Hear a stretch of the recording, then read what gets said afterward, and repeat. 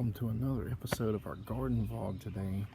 And today I guess we can talk about blueberries and vaccinium, other types.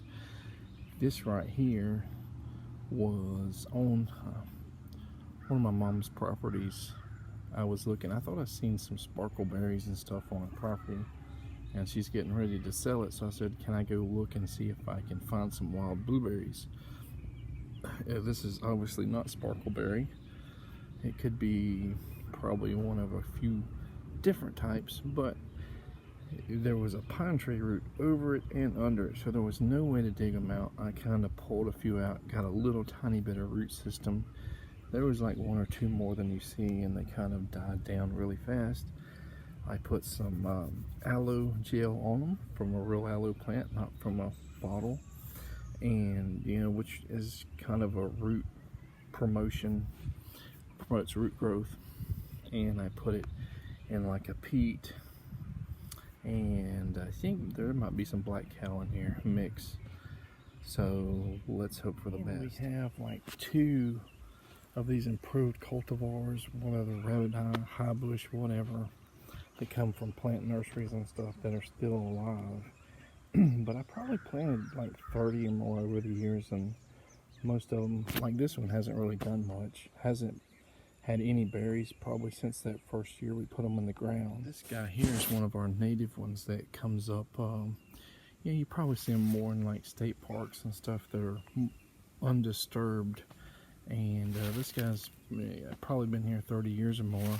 Sometimes it gets huge, 6, 7, 8 foot, and gets a lot of dieback, and then it comes back.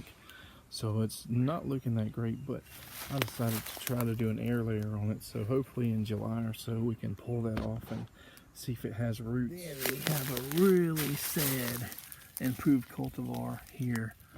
It's probably the same age as that other one, probably planted the same time as that other improved cultivar. It's probably been here 10 years or more. I planted this one under a lemon tree, but not really good. But all the other ones are dead. All the other 28 or 50 or whatever that we've had over the years have died, and many of them died the same season or year they were planted. Many of them just kind of survived for 2 or 3 or 5 years, and then they declined and died. And we've randomly had some like high bush blueberries from, most likely from the blueberry farm. The birds eat them at the blueberry farms. There are like 2 or 3 blueberry farms within like 7 or 10 miles from here, so most likely birds ate them. It passed through their stomach, and they landed on a tree in our property, pooped it out, and they, sprouted. And then we have sparkleberry. See, the leaves are much smaller on these guys than the high bush and that other wild type. And I've tried, what is it, Marantis or something like that, the shiny dwarf or whatever that doesn't get very big. Had 2 or 3 of them, only survive a couple years, and died. And I have a couple air layers I'm trying on these guys, and the reason why I'm air layering these, despite the berries, for the most of the ones that I've tasted have been bitter, kind of dry. I did taste one in the state park one time, I think it was a sparkleberry that was pretty decent, but 1 out of like 5 or 10 or whatever I tried. So what I've been reading nowadays suggests that if you have problems growing those high bush and rabbit eye blueberries, and you got stuff like sparkleberry or whatever native blueberry you have that seems to live a long time, you can graft these improved cultivars onto them for whatever reason. If it's, not enough soil, or maybe you're a little bit more droughty,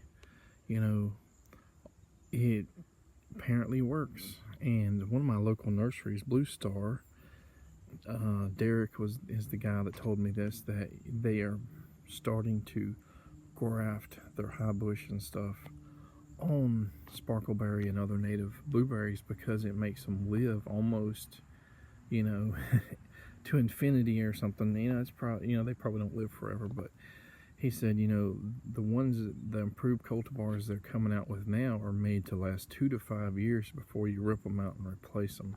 Whether or not that's true, I don't know, but I kind of do believe based on reading other stuff and talking to a few other people that aren't associated with that nursery, that these guys will do a lot better, you know, if you put improved cultivars on these native plants, if the native plants do better. As you can see, the sparkle berries, this is the second year they bloomed. I don't think they actually held any berries last season. It was blurry there for a second. They bloomed last year for the first time, and this year they got probably more blooms on them, so hopefully they'll have some berries for the wildlife. But that's why I decided to air layer these guys, and I may do a few more before it gets too late, too hot. So hopefully by July I will have 2 more plants, and for grafting purposes. And when I told a guy at the local nursery that I was, you know, wanting more sparkle berries, I said, you know, I really don't want to pay $8 or $10 a piece for them. He said, well, you got one, that's all you need. But I'm thinking, well, I could probably graft, you know, 2 or 3 onto a shrub, but what if I want a row of 10 or 30 of them? You know, that's probably not feasible to do that. And I've had such terrible luck trying to root blueberry cuttings. I think I've tried it like 30 times, and I got 1 or 2 with roots, and then for whatever reason, maybe the roots weren't big enough, transferring them or repotting them, and then they just die. So hopefully air layering them will be a really good option. Eric also told me that tip layering them should be a really good option too if they're low to the ground. That is pretty low to the ground. You could probably bend some tips into the dirt or into a pot, you know, of potting soil, and, you know, could possibly do it multiple ways here if you don't have luck propagating them from cuttings. And there are some areas down here on the ground where they're actually kind of growing towards the ground, so they might even tip layer themselves in, you know, another year or 2.